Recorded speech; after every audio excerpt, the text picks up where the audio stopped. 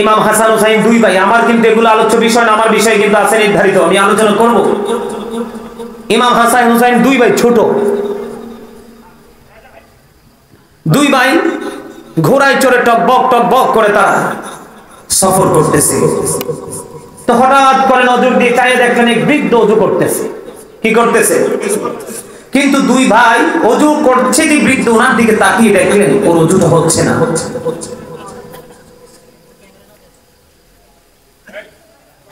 বন্ধুরে আমার, ইমাম হাসান হুসাইন দুই ভাই তারা চিন্তা করলেন মনে মনে, দুই ভাই মনে মনে পরামর্শ করলেন, প্রকাশ্য পরামর্শ করলেন, ভাইয়া নজর দিয়ে চাইয়া দেখো গো, ওই যে বৃদ্ধ দাদু ওযু বানায়, ওনার তো ওযুটা হচ্ছে না ভাইয়া, কেমন করে ওই দাদুকে ওযু শিখাবো।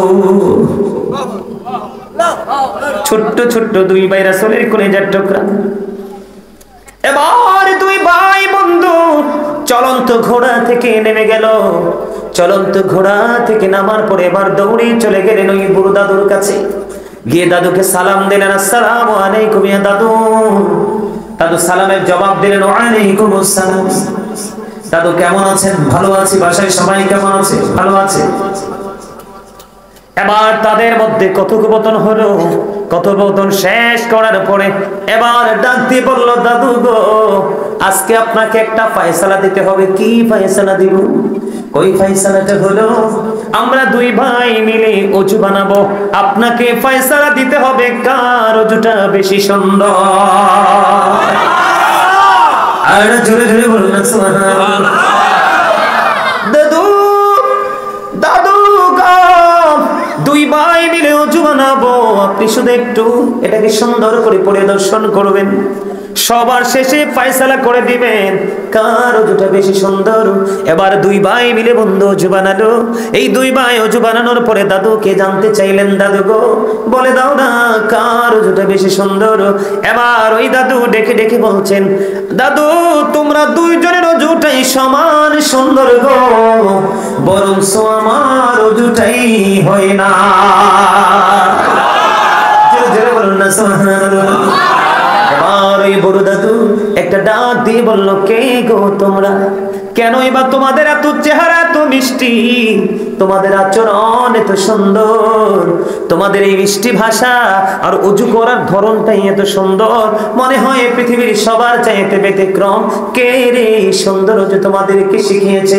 এবার দাদুকে উত্তর দিলেন দুই ভাই মিলে, দেখে দেখে বলছেন, দাদু গো আমরা পৃথিবীর কোন সাধারণ মানুষ নই, আমরা হলাম আপনার নবী সরকারে মদিনা, যাকে আল্লাহ নিজেই বলেছেন হাবিবুল্লাহ। ওই হাবিবুল্লাহর কলিজার টুকরা দুই নাতি ইমাম হাসান হুসাইন, আমরা দুই ভাই। জোরে জোরে বলুন না সুবহানাল্লাহ। আর জোরে বলুন না সুবহানাল্লাহ। বন্ধুরা আমার, আমি আপনাদেরকে বলে দিতে চাই, এখনো পর্যন্ত কিন্তু অনেক যুবক সুবহানাল্লাহ বলে নাই। আমি তোমাদের কাছ থেকে একটা প্রাথমিক একটা ট্রেনিং নিয়েছি, ইন্টারভিউ নিয়েছি। তোমাদের এক্সপেরিয়েন্সটা কেমন? তোমাদের বিবেক বিবেচনা প্রসারিত হয় কিনা? বলে হুজুর কেন গো? তার কারণ হলো আমার নবী বলে দিয়েছেন, আল হাসান ওয়াল হুসাইন সাইয়্যিদুশ শাবাবি আহলিল জান্নাহ। আমার নবী বলেছেন পৃথিবীর সকল যুবকদেরকে ডেকে ডেকে, রে যুবকের দল, তোমরা শুনে রেখো, তোমাদের জান্নাতে সরদার হবে, লিডার হবে আমার ওই কলিজার টুকরা হাসান হুসাইন দুই ভাই। আর জোরে জোরে বলুন না সুবহানাল্লাহ। হাসান হুসাইন দুই ভাই যুবকদের কি হবে? লিডার হবে, নেতৃত্ব দিবে, জান্নাতে রিসেপশনে তারা দুই ভাই থাকবে। রে যুবকের দল, তোমাদের মধ্যে হুসাইনের কোন আদর্শ নাই রে। তোমাদের মাথার চুল কাটার স্টাইল হলো ইহুদি স্টাইল। তোমরা যে প্যান্ট পরছো, প্যান্টটা পুরোটাই হারাম। এই পোশাক পরে নামাজ পড়লে লাভ হবে না। এমনি করে করে তোমাদের আচার আচরণ বাচন ভঙ্গি সবগুলো ইসলামের প্রতিকূলে। ইমাম হুসাইনের লিডার হিসাবে পাওয়া তো থাকে দূরের কথা, ইমাম হুসাইন দুই ভাইকে দেখাটাও তোমাদের নসিবে জুটবে না।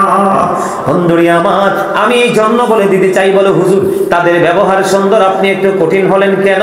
কঠিন তো টিচার যারা মাঝে মাঝে হইতে হয়। ঠিক কিনা বলেন? প্রফেশনালি যারা টিচার, এটাও কিন্তু এটা একটা টিচিং প্রফেশন, ঠিক কিনা ইঞ্জিনিয়ার সাহেব? এটা একটা টিচিং প্রফেশন, এটা একটা ক্লাস হচ্ছে ক্ষণস্থায়ী ক্লাস।